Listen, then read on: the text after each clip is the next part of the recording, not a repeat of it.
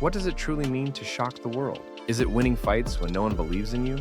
Or is it refusing to change yourself even when the entire industry tells you to tone it down? Paddy The Baddy Pimblett didn't just climb the ranks of mixed martial arts. He challenged the very idea of what a modern MMA star is supposed to look like, sound like, and behave like. So what's your prediction then for this? I'm gonna win. Okay. By submission, knockout, TKO? See? His journey from the streets of Liverpool to the global stage of the UFC is not a clean, perfectly scripted success story. It is loud, emotional, controversial, and deeply human. That is exactly why it resonates. Paddy Pimblett grew up in Liverpool, a city built on grit, humor, and defiance. Life there teaches you early how to stand your ground and speak your truth. Paddy wasn't born into comfort or privilege. Like many young people, he searched for direction and meaning. He found both inside a mixed martial arts gym. Training gave him discipline, but it also gave him freedom. From the beginning, he didn't fight with fear in his eyes. He fought with joy. He smiled in the cage. He talked during fights. He embraced the chaos. But in a sport that often demands emotional control and seriousness, could someone like Paddy really survive? As his amateur career turned professional, the answer began to form. Paddy wasn't just talented, he was magnetic. When he fought, people paid attention. When he spoke, people remembered it. His rise through Cage Warriors was fast and dramatic.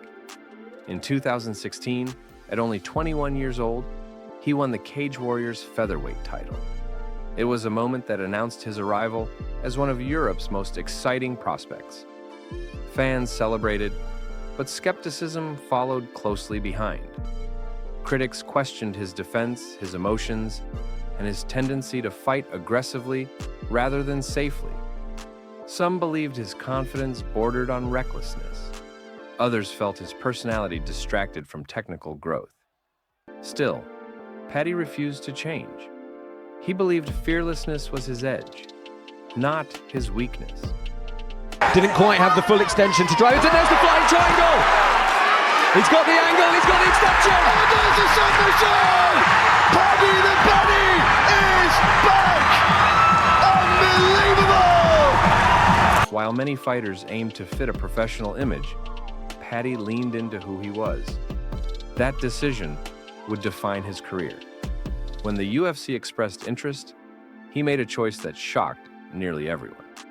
He turned down early offers, believing they didn't reflect his value. Yeah, I'm always cool and calm. It's the only way to be when you're in the cage where you get your head. In a sport where fighters often accept unfavorable contracts just to get a foot in the door, this move seemed unthinkable. Was he arrogant, or was he simply protecting his future? The pressure mounted when setbacks followed. A painful loss slowed his momentum, and suddenly the hype felt fragile. Doubts grew louder. People began asking whether Paddy had already peaked. This period became a test of character. Instead of breaking under criticism, Paddy stepped back and rebuilt himself. He sharpened his skills, improved his discipline, and matured mentally. He learned that confidence must be paired with growth. Failure forced him to evolve. When the UFC finally called again, the moment felt earned rather than rushed. Paddy wasn't just a prospect anymore.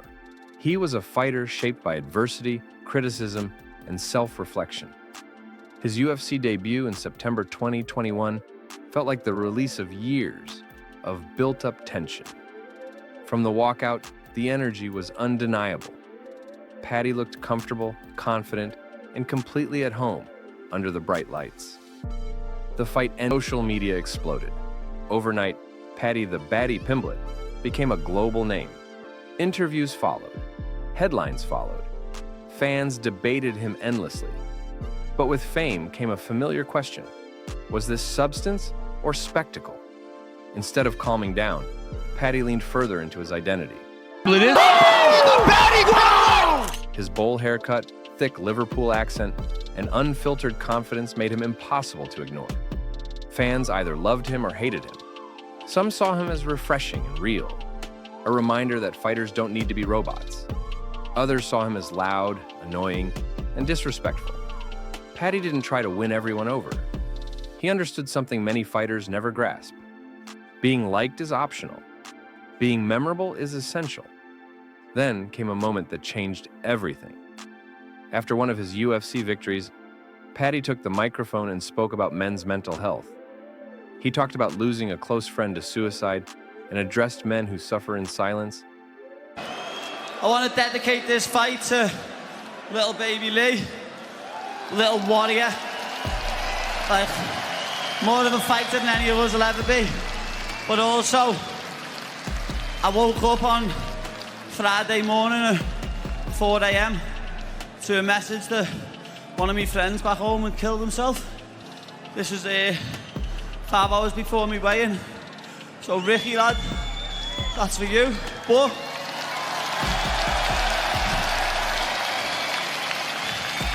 there's a stigma in this world that men can't talk.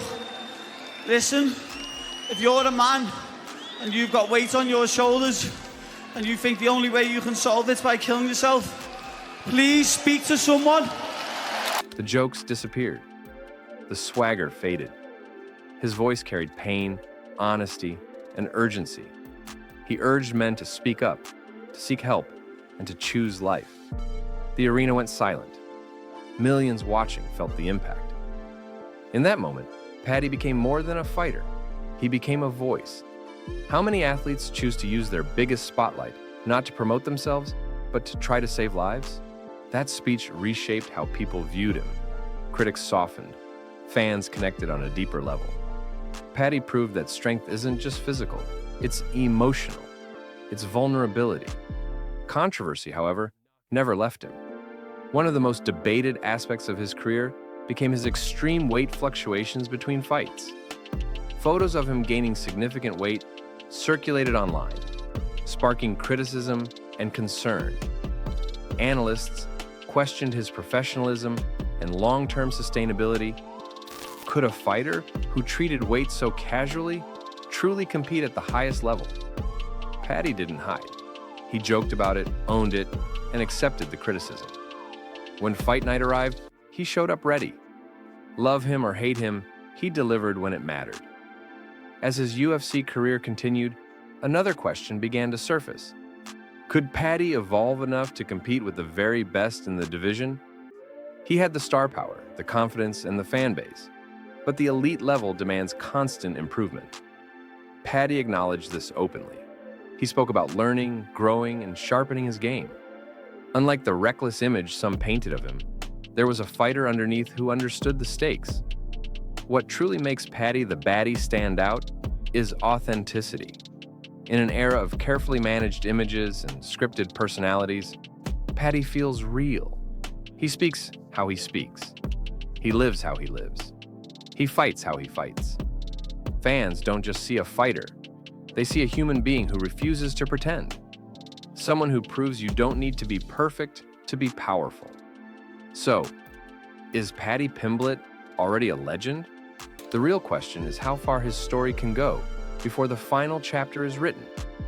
One thing is certain, and in the brutal, unforgiving world of combat sports, that attention, that emotion, and that connection are what turn fighters into legends.